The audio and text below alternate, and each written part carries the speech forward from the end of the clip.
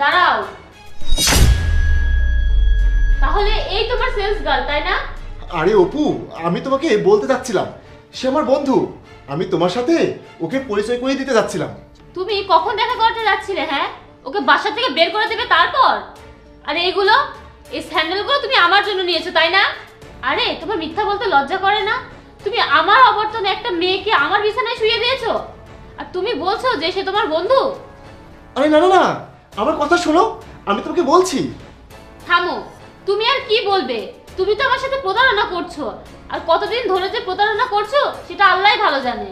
প্রতিবেশী আন্টিরা ঠিকই বলেছিল যে তুমি গোপনে একটা মেয়েকে আমার বাসায় নিয়ে আসো, কিন্তু আমি বোকা, আমি তাদের কথা বিশ্বাস করিনি, কারণ আমি তোমাকে ভালোবাসতাম।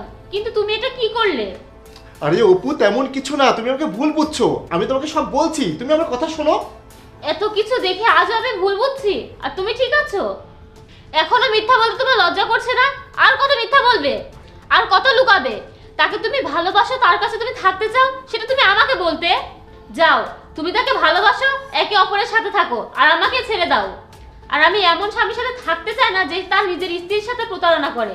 আর তুমি তুমি তো একটা মেয়ে, আর তুমি জানো না সে বিবাহিত? তুমি একজন নারী হয়ে অন্য একটা নারীর ঘর ভাঙার এই অধিকার তোমাকে কে দিয়েছে? ও হ্যালো, আমাকে এসব বলো না, যা বলো তোমার স্বামীকে বলো, আমার কোনো দোষ নেই। শুনেছো? এটাই বাকি ছিল যে তোমার দোষ সে আমাকে বলছে। বের হয়ে যাও বাসা থেকে। অপু, আমি তোমার স্বামী, তুমি আমাকে ঘর থেকে বের করে দেবে? আমার স্বামী ছিল, কিন্তু এখন আমার স্বামী নেই। আমি আমার জীবন একাই কাটাবো, আর একা কাটিয়ে দেখাবো। অপু, তুমি আমাকে ক্ষমা করে দাও। যথেষ্ট হয়েছে, এখান থেকে চলে যাও, আর ডিভোর্সের কাগজপত্র খুব শীঘ্রই পেয়ে যাবে।